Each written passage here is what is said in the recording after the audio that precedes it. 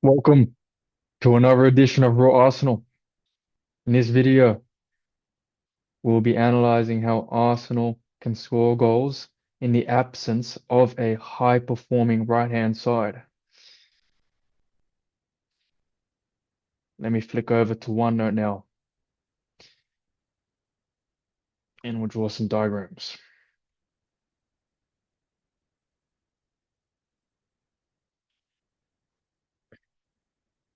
So our right-hand side seems to be sorted and gelled together. We've got White, Odegaard, Saka, not to mention Saliba, providing different options and versatility on the right hand side of the pitch. Because White can overlap, Saka can cut in, cut back to Odegaard, and also underlap. White can underlap. Saliba can put in a ball over the centre back. On the left hand side, we have some combinations starting, although we haven't seen perhaps enough of it in preseason. We saw QER, even Skelly. In midfield, we saw Marina, Trossard on the right, on the left rather. Havertz with some wonderful hold-up play. So we saw Skelly overlap against AC Milan. Trossard cut back to Kyrgios. Kyrgios cross to the far post. Saka finished, scored. We also saw Trossard putting in a pass to Havertz. Lays it off, lays it back for Marino. Scores. We've seen Havertz cross it in as well to the far post, which caused an own goal.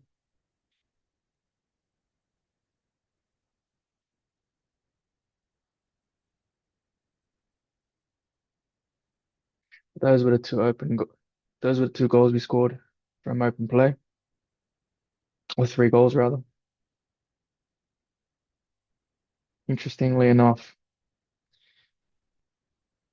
two goals were created on the left-hand side of the pitch, as we just described. Not two, three actually. The fourth goal involved Dauman driving in from the right and getting taken down in the box. So in actual fact, we're starting to see more combinations on the left.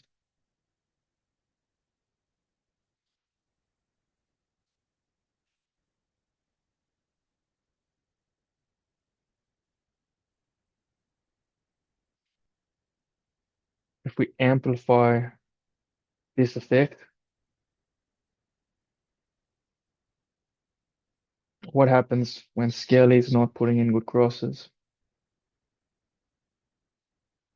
What happens when Trossard is not finding the back of the net? What happens when Havertz is unable to hold the play, hold the ball up? Do we have other options?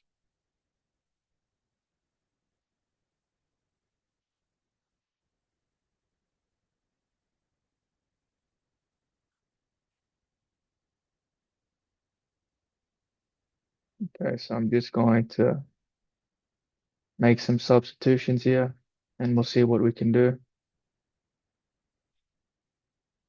I need to borrow the eraser.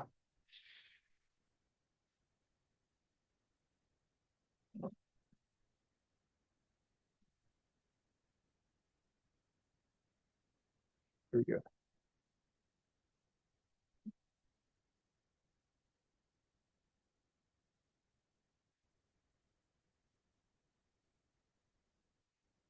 Marino scores low XG goals, which is why I think he'll play a pivotal role in our title challenge this year. So we've left him in there.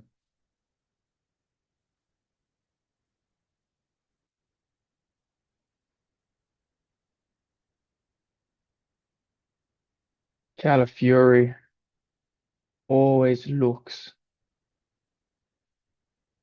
like he's going to create something or score even when he's driving down the left. You recall his goal, won the goal against Wolves, Man City before that, and the cross he put in the semi-finals against PSG, um, which Saka unfortunately wasn't able to convert the wonderful cross, and it would have resulted in a goal that equalized in that match, put us within one goal of taking the match to extra time. Calafiori also scores low XG goals or spectacular goals. These are the magicians that we need.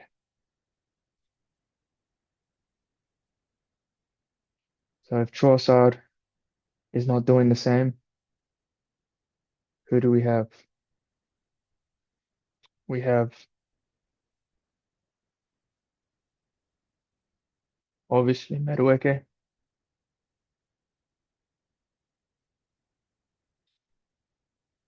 scored 0.13 goals per 90 minutes, non-penalty goals per 90 minutes last season, which is better than all our left wingers. His assist was below 0.6. Madueke beats his man, and he has a huge number of progressive carries, utilizing his pace and trickery, and he could create space and score goals there. Let's look at another option.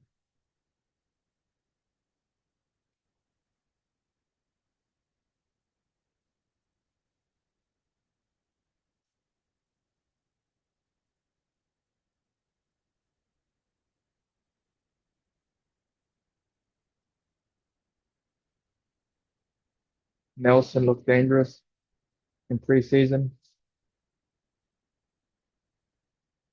He had two shots against AC Milan, which weren't far off, and required an informed young AC Milan keeper to keep them out. One was a near post finish. The other one was reminiscent of his game winner against Bournemouth, where he controls the ball first and then, well, in this case, not volley, but hits it, spirals over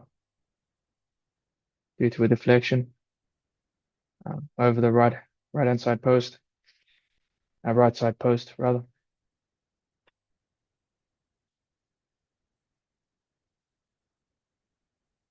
And then we have another option,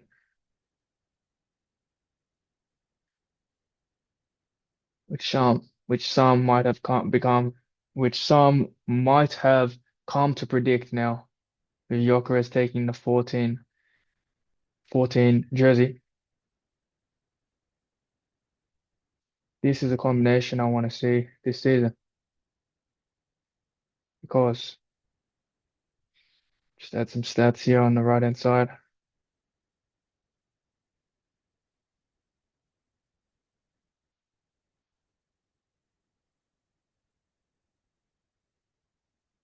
We know he scored a lot of goals last year. I think it's something like 0.8 non-penalty goals per 90 minutes. Almost a goal every game. But his assist tally, 0.22 per 90 minutes.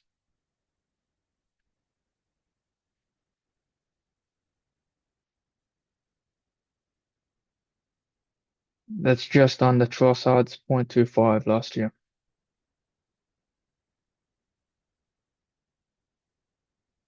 Gyökeres has pace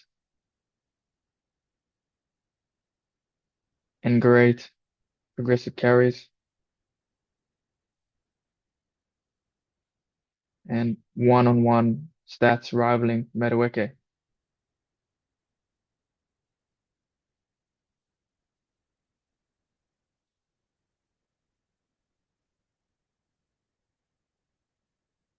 And a high number of progressive passes. So 5+ progressive passes per 90 minutes. We could see him operate on the left-hand side and get in behind Havertz. Just get rid of some of this.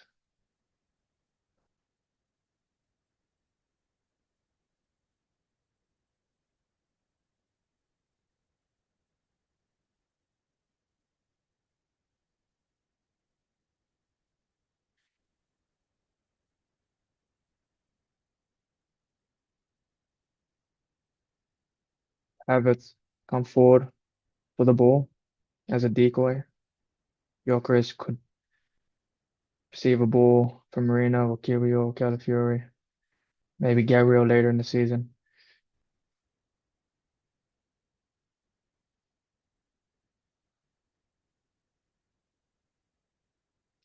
Get a clear run on goal. Not only that,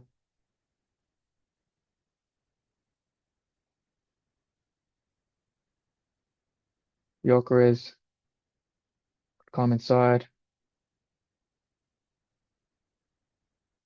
Havertz could receive the ball here, cross in for Gyökeres to score. Or Gyökeres deployed down the left flank, overlapping run by Calafiori, cuts back in, crosses to Havertz, or maybe crosses to Rice, passes to Rice, who crosses, Havertz scores. As we know, Havertz is top aerial threat and our best aerial threat up front. So Havertz staying in the number 9 role is also a decent option there, but they could alternate because we've seen Havertz put in a good cross already this preseason. Saka, Havertz, Gyökeres. That has the marks of a trio reminiscent of trios, the attacking trios of old. You know, MSN, Messi, Suarez, Neymar. I'm talking BBC,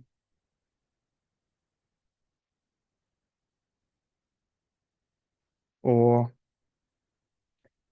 Benzema, Bale, Cristiano Ronaldo. Instead, it will be, could be Saka, Havertz,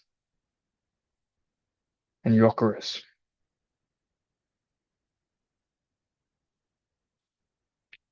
Did I even mention Marino coming in late for the header or even for the finish